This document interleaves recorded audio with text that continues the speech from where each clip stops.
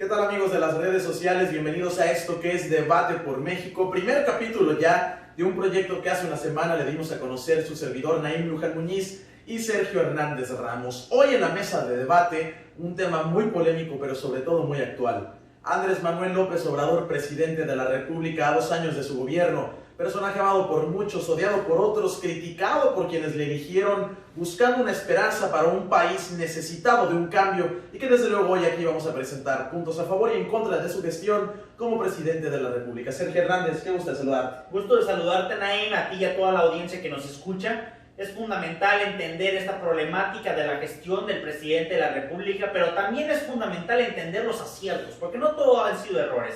Pero creo que antes de analizar la gestión del presidente de la República, Andrés Manuel López Obrador, debemos de entender un poco de dónde nace López Obrador, dónde nace el movimiento de López Obrador. López Obrador llega a la presidencia de la República en un 2018 con un marcado hartazgo social. Durante 18 años busca la presidencia de la República con un gran apoyo popular que se cansó de las mismas mentiras de siempre, de las mismas promesas de siempre. Un 2000 que aparentó ser un cambio tras 70 años de hegemonía priista y que no lo fue en lo absoluto.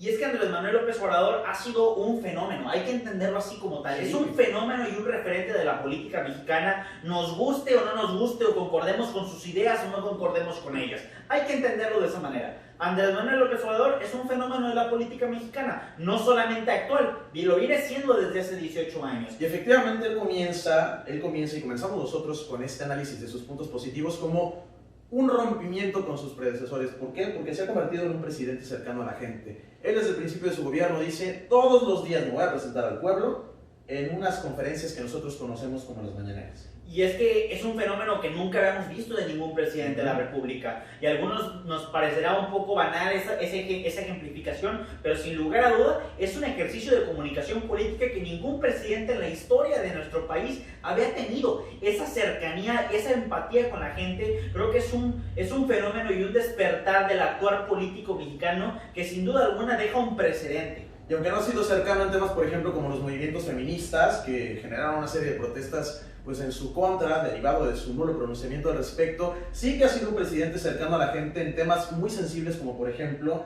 la reunión que sostuvo este fin de semana con los deudos de las víctimas de pasta de conchos. Esta explosión ocurrida hace ya 14 años en nuestro estado, una herida que todavía no cierra a tantos años de distancia y que no solamente va a Sergio y platica con los familiares de las víctimas, sino que les dice: les voy a dar una indemnización, les voy a garantizar el rescate de los cuerpos de sus familiares, pero además me comprometo a venir cada 6 meses a la región carbonífera para supervisar los avances. Y me parece muy acertado, Naim, que hables de la sensibilidad, porque creo que para abordar el punto número 3 positivo de esta gestión, sin lugar a dudas hay que hablar del tema sensible de las pensiones de los adultos mayores en este país.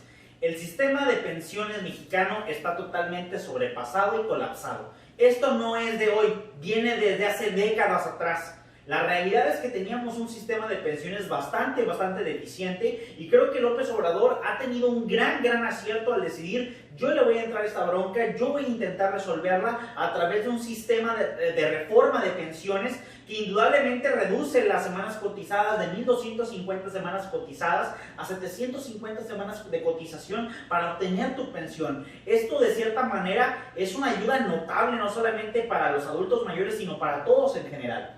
Y reduce también, hablando de temas escabrosos en los que no se quería meter otro político, reduce también el tema de la corrupción al interior del SAT, ¿no? Dice, vamos a acabar con estas empresas factureras y aunque a muchos no nos gusta pagar impuestos, pues es algo que alguien tiene que hacer. No, y creo que ha tenido un enorme acierto el tema de la recaudación de impuestos con estas empresas que llevaban años sin pagarle impuestos al Estado. O sea, era increíble la cantidad exorbitante de dinero que tenían debiéndole al Estado mexicano, y que esto se traduce en obras públicas y servicios primarios para el ciudadano. Estamos hablando de que el Estado mexicano, a través del SAT, ha recuperado más de 50,000 millones de pesos de empresas privadas que le debían dinero al Estado. Pero también hay que recordar una cosa, y creo que también es fundamental analizarlo. El SAT ha hecho un trabajo extraordinario en esta administración, pero también, más allá de este fenómeno de que las empresas privadas paguen lo que les corresponde por impuestos, también hay que analizar un punto importante.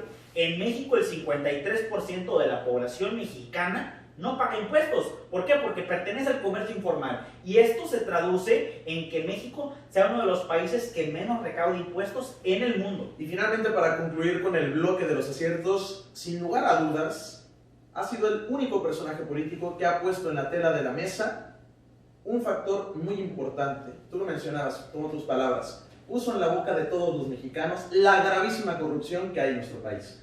Y es que bueno, para poder abordar los temas negativos, indudablemente tenemos que empezar con esto. Así es. López Obrador tuvo un enorme acierto al poner el tema de la corrupción en la mente de todos. Creo que hoy en día todos los ciudadanos evidenciamos la corrupción, la señalamos.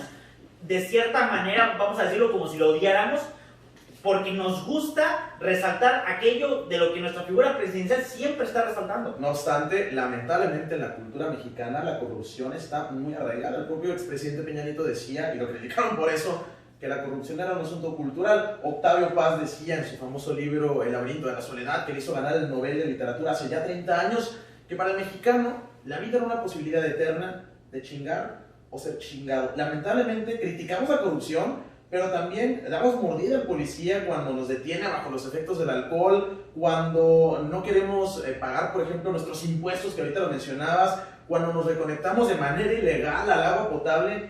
La corrupción es algo que el presidente ha señalado, pero que también nosotros tenemos que entender, y más adelante vamos a abordar ese tema, como un aspecto cultural muy arraigado en nuestro país. Y creo que ese ha sido uno de los graves problemas y deficiencias de este gobierno. Es un gran hablador y gran difamador del tema de la corrupción, pero indudablemente debemos de decirlo y debemos de señalarlo. Han sido unos verdaderos también, no solamente unos verdugos, sino también han sido unos propulsores de la propia corrupción. Y no, ¿qué más podemos decir? Que uno de los grandes del gabinete del presidente de López Obrador es Manuel Bartlett. ¿Quién fue Manuel Bartlett? Manuel Bartlett era el secretario de Gobernación, si no me equivoco, de Miguel de la Madrid Hurtado, y en aquel fraude, que sí fue un fraude, recordarán cuando se cayó el sistema del 88, y bueno, hoy lo pone como director de la Comisión Federal de Electricidad. No te vayas tan lejos. Napoleón Gómez Urrutia, un responsable directo de la masacre, de la tragedia de Pasta de Conchos, y hoy es senador por Morena, el partido del presidente. Sí, es que indudablemente podremos ejemplificar algunos escenarios en los cuales el presidente se ha visto inmiscuido en problemas de corrupción y de los cuales... El de su hermano sí, exactamente, y lamentablemente siempre se sale con la tangente. René Bejarano. ¿Quién fue René Bejarano? ¿Te acuerdas? Es correcto. René Bejarano es operador político, cuando era jefe de gobierno, y aquel famoso, la expresión de las ligas, ¿no? El señor de las ligas. El señor de las ligas. Ya que hablamos del tema de la corrupción, que deriva inmediatamente en el siguiente punto que vamos a analizar, la seguridad. Lo cierto es, Sergio, que la corrupción llegó a un punto tan podrido en México que consumió todas las esferas de seguridad del Estado. El presidente anunció que desde el primer día de su gobierno, y lo dijo así, los narcos cambiarían las armas por arados, y la militarización que tanto criticó de Felipe Calderón termina siendo la realidad, porque en lugar de crear una policía federal fuerte, solamente cambia el uniforme a los soldados y hace la Guardia Nacional. No, y debemos de mencionar también que se supone y en teoría iba a estar con un mando civil. Al final de cuentas es un militar el que está al mando de la Guardia Nacional, y tenemos un problema gravísimo en el cual el militar o el elemento castrense ya está inmiscuido no solamente en temas de seguridad pública, sino también ya es operador y vigilante de puertos, ya también es constructor de infraestructura nacional. Entonces el elemento castrense ocupa un lugar muy muy importante en este gobierno. Sin olvidar las declaraciones en las cuales en su campaña el presidente denostaba a los elementos de las Fuerzas Armadas, y que hoy por hoy hay un enorme descontento, no nada más en el ejército, sino en la Marina Nacional, porque claro, algo que ha caracterizado a nuestras Fuerzas Armadas ha sido la lealtad. La figura presidencial como comandante supremo siempre ha sido objeto de lealtad, pero resulta un poco incongruente que en campaña criticas a los soldados por los supuestos abusos que cometen en el ejercicio de sus funciones, y luego te apoyas en ellos porque sabes que son quienes te van a sostener mejor que nadie. Lamentablemente creo que también hemos visto un periodo de incongruencia bastante sólido del presidente López Obrador en este tipo de actuar. Creo que indudablemente el presidente López Obrador ha tomado decisiones erráticas, ha tomado decisiones equivocadas, incluso no apoyada en expertos en la materia de seguridad, y debemos de centrar este punto en que el presidente de la República no es el culpable de la violencia que se vive en este país. Creo que eso lo tenemos que dejar muy en claro. La violencia es un fenómeno desencadenado desde los gobiernos pasados. Y es que, por Sin ejemplo, embargo, es responsable. Hay muchos detractores que dicen, bueno, es que 2019 fue el año más violento de la historia de México. Sí que es cierto que hay una responsabilidad del actual presidente, porque él prometió una estrategia de seguridad, lo resumo en sus palabras, basada en abrazos, no balazos. Pero viene arrastrando este problema que ni Calderón solucionó, quien empezó la guerra, ni Peña Nieto, aún con todos sus diversos intentos como crear una gendarmería nacional. No creo que deba de acusársele al presidente de que todo el país es inseguro por su culpa, pero sí que es cierto que él, al mando del país, tiene la responsabilidad de resultados y que lamentablemente, mira, no lo decimos nosotros, lo dice el Secretariado Ejecutivo de Seguridad Pública. Los datos de ahí están. México ha tenido más muertes en 2019, fíjate, en lo que va de 2020, que en todo el 2015 junto. Y todavía nos faltan 2 meses. Es correcto. Y la verdad es que, bueno, para poder hablar de diferentes temáticas en las cuales la gestión del presidente se ha visto en un mar de dudas, pues también podemos iniciar con el tema de la infraestructura y el desarrollo y el crecimiento de este país, que ha sido una merma completa. Creo que nunca habíamos tenido un periodo de crisis tan fuerte como lo estamos viviendo. De hecho, el propio INEGI y el Banco de México han anticipado que vamos a vivir, más bien vivimos y estamos viviendo el periodo de crisis financiero más grande en los últimos 80 años. Que ojo, hay mucha gente que dice, bueno, pero es que tienen que entender que le llegó el tema del COVID, sí, pero es que el problema es que ya la contracción del Producto Interno Bruto venía anunciada desde antes del COVID. Y otro dato interesante, pasamos de ser el lugar número 18 entre los países más atractivos para la inversión extranjera al número 25, Sergio. ¿Qué representa, para quienes desconocen un poquito este tema, la inversión extranjera? Es que el empleo que usted y yo tenemos depende de quienes quieren invertir, no nada más desde fuera, como por ejemplo aquí que tenemos en Nava, la planta cervecera más grande del mundo y que genera hoy por hoy 2,000 empleos directos, tan solo directos, sino que también la llegada de este tipo de empleos o de industrias genera un crecimiento, por ejemplo, del ramo de servicios y del ramo, por ejemplo, de restaurantes, hoteles, del ramo de la construcción. Las políticas económicas del presidente han hecho que muchos inversionistas desconfíen de meter su dinero. No, y la pregunta no viene aquí del hecho de que López Obrador haya llegado a la presidencia y automáticamente toda la inversión se espante. El problema no es el presidente en cuanto a su persona. El problema han sido las decisiones que ha tomado, que han dejado totalmente lugar a dudas a las inversiones que han venido a este país. Fundamentalmente debemos de contemplar el primer gran error que tuvo en materia de infraestructura y desarrollo, el nuevo aeropuerto internacional de la Ciudad de México. Un aeropuerto de Texcoco que indudablemente era una obra de desarrollo de las más grandes del mundo, que se... Imagínate, ya ha sido pagado, Imagínate nada más a este grado de ineptitud e ineficacia llegamos. Es un proyecto del cual se venía trabajando por más de 20 años. ¿Sí? Imagínense ustedes 20 años de esfuerzo y trabajo tirados a la basura en una consulta popular que carecía de todas las medidas legales. Infraestructura carretera, Sergio, ¿cuánto se reduce este año comparado con el anterior? Pues miren, en el 2019 tuvimos un desarrollo de infraestructura carretera de 163 kilómetros en todo el país. Para el 2021 se espera que se construyan 63 kilómetros más de carretera, cuando en los periodos, vamos a hablar por ejemplo del periodo de Felipe Calderón, por año se construían más de 4,000. Imagínense la diferencia y la magnitud de desarrollo. Indudablemente el problema de desarrollo que tiene México es derivado de la falta de decisiones. Ahora, vámonos también a la cuestión del Tren Maya y las refinerías. El problema fundamental de este gobierno es que crea proyectos que no tienen estudios, que no tienen dictámenes. Bueno, Boca se inundó hace poco, ¿no? Sí, de hecho, fue inundado. Y de hecho, creo, a mí lo que me parece más grave es que la obra fundamental, que creo ya se está convirtiendo más en Tren Maya, como la obra hegemónica del presidente de la República, fundamentalmente, imagínense una obra del Tren Maya cruzando varias entidades del país, principalmente incluso parte de la selva, atravesando la selva. Con estudios ambientales reprobados. Exactamente, y que a la mera hora las instituciones mexicanas pasan como que por debajo del agua sumamente rápido el dictamen en donde avalan la sustentabilidad de dicho proyecto, cuando organismos internacionales dicen todo lo contrario.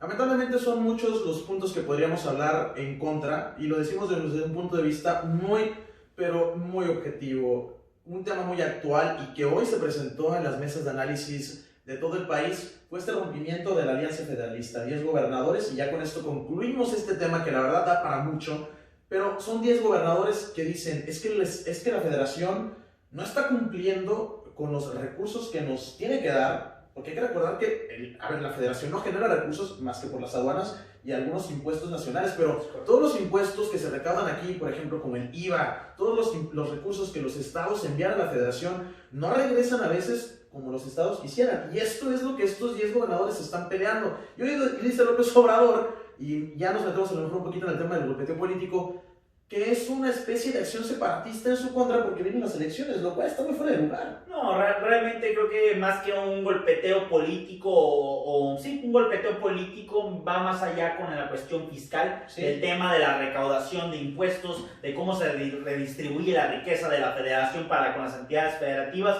Fundamentalmente creo que podemos hablar de distintas temáticas, tanto aciertos como errores ha tenido este gobierno. Creo que uno de los puntos incluso que queríamos tocar también es el tema de la gestión de la pandemia, pero creo que también por respeto a todas aquellas personas que hemos tenido esa, pues ahora sí que esa tristeza de perder a un ser querido, pues decidimos no polemizar con dicha temática, simplemente manifestando que la gestión de este presidente de la República o de este gobierno como tal, sobre el tema de la pandemia de COVID-19, creo que ha sido un reverendo desastre y no tiene más palabras que decir. Y bueno, concluir con este tema, Sergio, no le estamos achacando la culpa ni la salvación del país a un hombre, a una mujer, si algún día tenemos una mujer presidente, porque nos gustaría cerrar con una reflexión, queridos amigos, y es que, sin lugar a dudas, la mayor lección que a mí personalmente me queda es que el cambio no es el régimen político ni la figura presidencial. El cambio que México necesita es un cambio de conciencia, es un patriotismo acérrimo, un patriotismo en el cual entendamos qué es la patria, ¿no? La patria no es la bandera, que es muy bonita, no es el himno que nos enardece. La patria es tú y yo, son nuestros paisajes, es nuestra cultura. La patria es ese saborcito México con el que nos despertamos cada mañana al vivir en este país. La patria es la convivencia entre los ciudadanos y el cambio. Pueden haber 1000 López Obrador, o 1000 Felipe Calderón, o 1000 Enrique Peña Nieto, pero no habrá un cambio hasta que el cambio verdadero no llega a nuestra conciencia. Dicen, ¿no?, que somos como somos porque estamos como estamos porque somos como somos, y que los pueblos tienen los gobernantes que merecen. La reflexión que a mí me queda es que México tiene que cambiar, pero tiene que cambiar el ciudadano, en las acciones pequeñas que usted y yo hacemos, en el fomento de los valores a nuestros hijos, en la cultura del respeto. Tenemos opiniones muy distintas. Y si ustedes han dado cuenta, a lo largo de este video, no han sido ataques personales contra el presidente, porque también quiero aclarar que no hay ningún partido político financiando estas cápsulas para que luego no se nos acuse de atacar injustamente al presidente. No. Simplemente es un interés y una voluntad de hacer algo por México, que es esto, generar una mesa de análisis, un punto de opinión, y que desde luego, si ustedes nos quieren escribir en nuestra página de YouTube, sus comentarios, o en la misma publicación en Facebook que hagamos, a favor o en contra, van a ser bienvenidos, porque es lo que se necesita en esta democracia. No, y para levantar un poco también el tema de la polémica, que siempre también es del agrado, creo que de todos, el querer participar. Creo que tenemos que tener en cuenta, y comparto tus palabras y tu pensamiento, Naim, fundamentalmente, si queremos cambiar a México, tenemos que cambiar al ciudadano. No es el cambio del presidente de la República, no es el cambio del diputado, no es el cambio del senador. Fundamentalmente, los problemas de este país son por el ciudadano, son por nosotros. Nosotros los creamos, nosotros los promovemos, nosotros los votamos, nosotros los elegimos, nosotros también cambiamos.